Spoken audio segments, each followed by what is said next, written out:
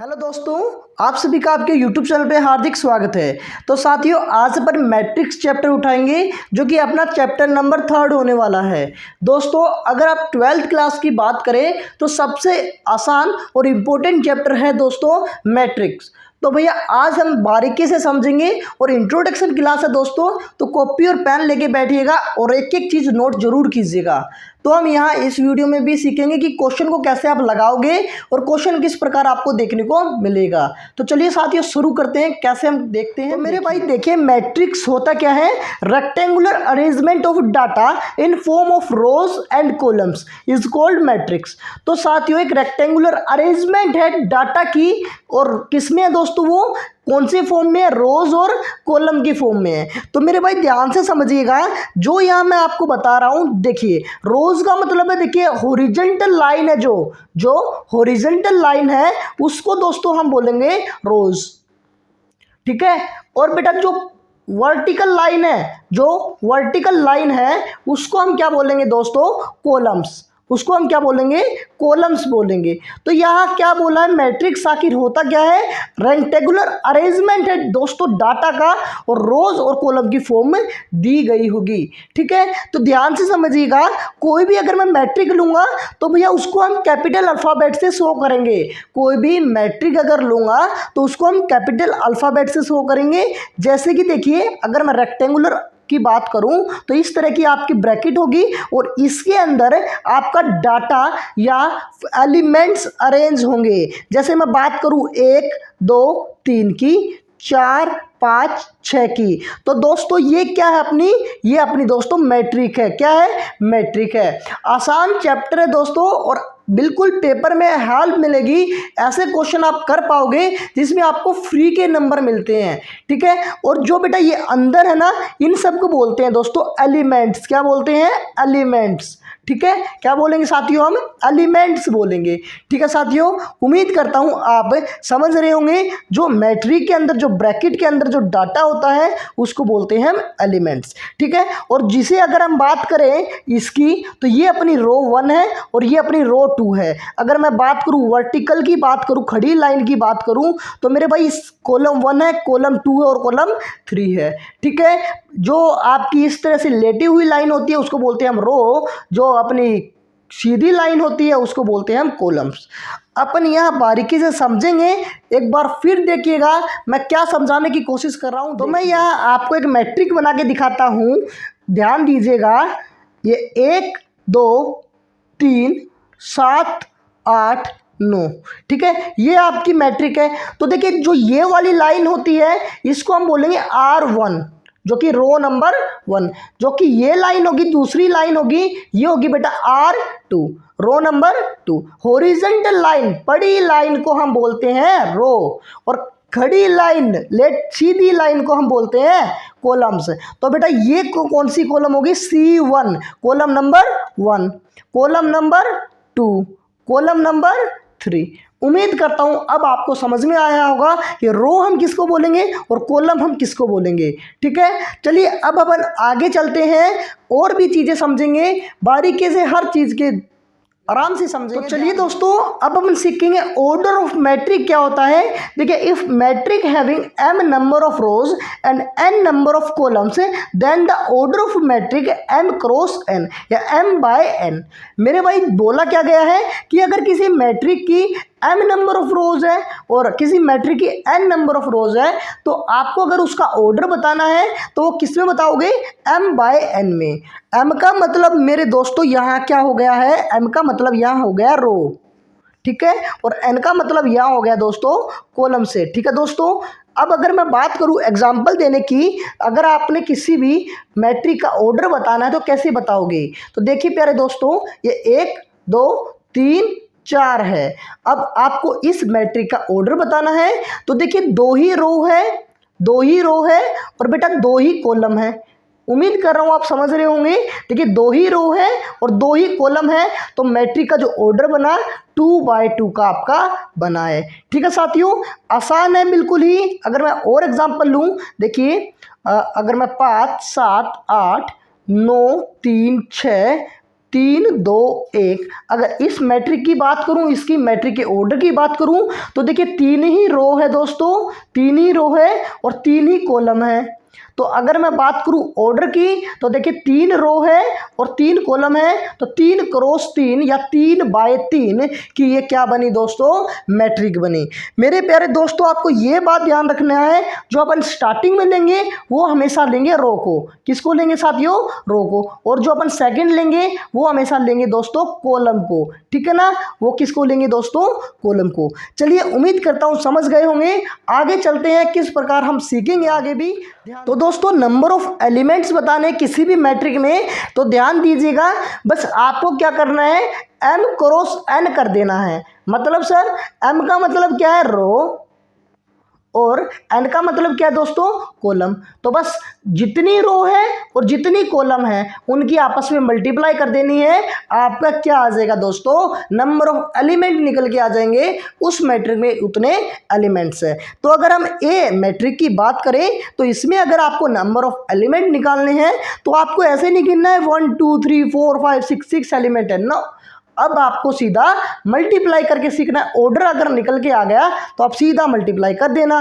देखिए कितनी रो है दोस्तों, 2 रो है, R1 और R2। कितनी कॉलम है, C1 C2 और C3। तो मैं इसको क्या बोलूँगा, 2/3 की आपकी क्या है, मैट्रिक है। 2/3 की क्या है, मैट्रिक है। तो नंबर ऑफ एलिमेंट सर कितने होंगे, 2 × 3 कितने हो गए दोस्तों, 6 एलिमेंट हो गए। उम्मीद करता हूँ समझ रहे होंगे। अगर मैं कोई भी एग्जांपल लेने की बात करूँ, तो देखिए बी, अगर मैं कोई मैट्रिक लेता हूँ, देखिए 8 7 6 5, तो आप यहाँ से गिनकर भी बता सकते हैं। बट आप अगर ऑर्डर देख के बताओगे तो वो नंबर ऑफ एलिमेंट निकल के आएगा। देखिए 1 2 3 4। अगर मैं मैट्रिक की बात करूं तो 2 ही कॉलम है और 2 ही रो है, तो 2/2 की मैट्रिक है। और नंबर ऑफ एलिमेंट भी कितने हैं दोस्तों, 4। उम्मीद करता हूं समझ में आया होगा। देखिए किस प्रकार हम एक एक स्टेप को आगे बढ़ाकर सीख रहे हैं। अब हम आगे चलेंगे। अब हम नेमिंग के ऊपर बात करेंगे कि एलिमेंट के नेम कैसे होंगे और किस प्रकार अपन देंगे। चलिए दोस्तों, तो आपको जैसे नेमिंग ऑफ एलिमेंट देनी है, तो मेरे भाई ध्यान दीजिएगा, आप किससे डिनोट करोगे, AIJ से। AIJ से आप नेमिंग दे सकते हैं किसकी, किसी भी मैट्रिक के एलिमेंट की। अब सर ये IJ क्या बवाल है, इसके बारे में समझिए। सर I जो होता है वो किसको रिप्रेजेंट करता है, रो को, और जो J होता है वो किसको रिप्रेजेंट करता है मेरे भाई, कॉलम को, ठीक है ना। तो बस सीधी सी बात है, I रो को, J कॉलम को। तो एग्जाम्पल के माध्यम से सीखिए। अगर मैं बात करूँ कोई भी एक मैट्रिक की, A मैट्रिक लेता हूँ, देखिए ध्यान से, 4 3 1 5 7 -4 8 -7 -6। तो ये अगर मैं ऑर्डर की बात करूँ तो बच्चों बताइए क्या ऑर्डर है। आप बोलोगे सर 3 ही रो है और 3 ही कॉलम है, तो ऑर्डर तो हो गया 3/3 का, ठीक है। उम्मीद करता हूँ समझ में आया होगा।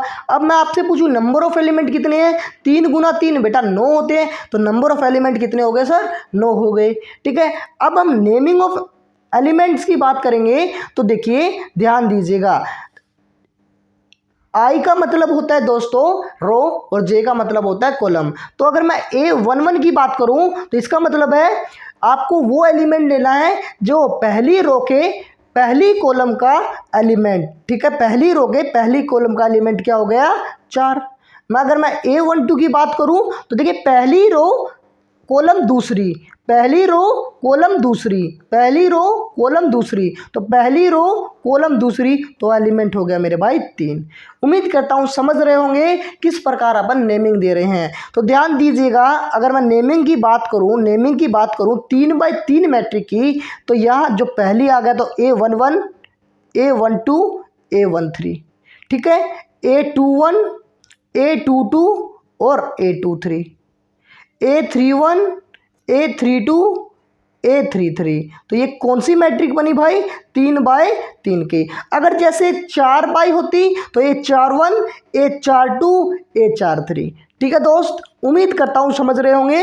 बस आपको ये ध्यान रखना है, पहली अगर मैं A21 की बात करूँ तो दूसरी रो के पहली कॉलम की पोजीशन को शो कर रहा है। A23 की बात करूं तो दूसरी रो के तीसरी कॉलम की पोजीशन में बात कर रहा है। तो A23 क्या आ गया दोस्तों, देखिए दूसरी रो कॉलम तीसरी, तो A23 यहाँ है, तो भैया क्या है अपना एलिमेंट -4।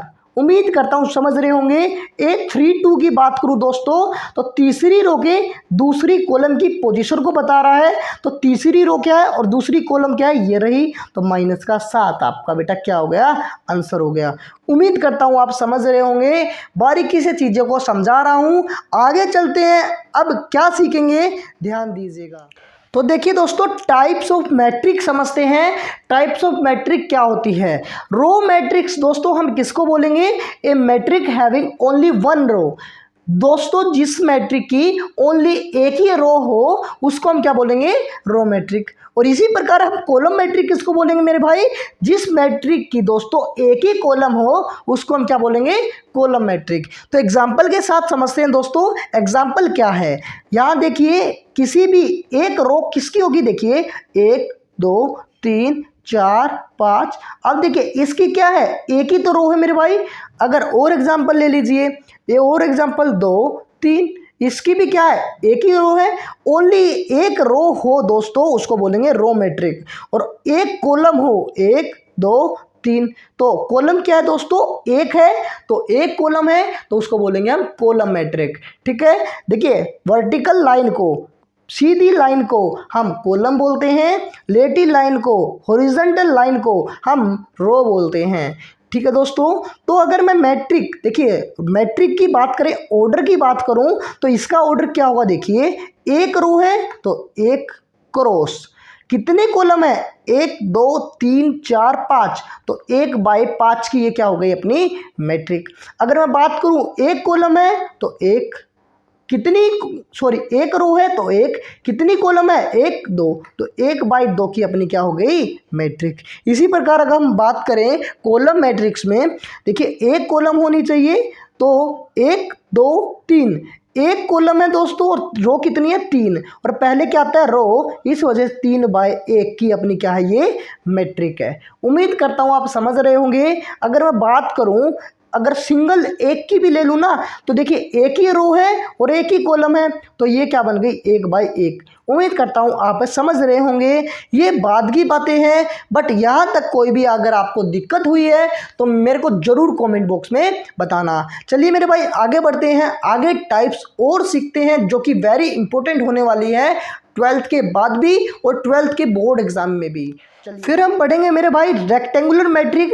तो रेक्टेंगुलर मैट्रिक को कैसे समझोगे, नंबर ऑफ रोज और नंबर ऑफ कॉलम इक्वल ना हो, m not equal to n, m मतलब नंबर ऑफ रोज, n मतलब नंबर ऑफ कॉलम, अगर दोनों इक्वल ना होते हैं तो उसको हम क्या बोलेंगे, रेक्टेंगुलर मैट्रिक्स। रेक्टेंगुलर मैट्रिक्स तो एग्जाम्पल के साथ समझते हैं मेरे भाई, एग्जाम्पल के साथ समझते हैं किस प्रकार अपन लोगे। तो देखिए 1 2 3 4 5 6, तो ये अगर मैं बात करूं कितने ऑर्डर की है, तो देखिए 2 इसमें रो है, 2 इसमें रो है और 3 इसमें कॉलम है, 3 इसमें कॉलम है, तो 2/3।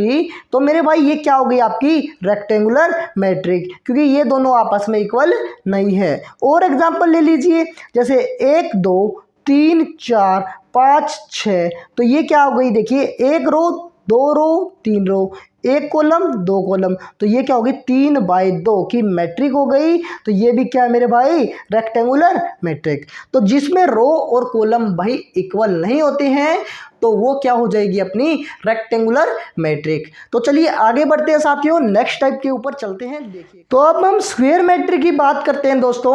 स्क्वायर मैट्रिक होता क्या है, जिसमें दोस्तों नंबर ऑफ रोज और नंबर ऑफ कॉलम दोनों इक्वल होती है। नंबर ऑफ रोज दोस्तों, नंबर ऑफ रोज मतलब कि रो भी इक्वल हो और नंबर ऑफ कॉलम भी दोस्तों क्या हो, इक्वल हो, उसको हम क्या बोलते हैं, स्क्वायर मैट्रिक।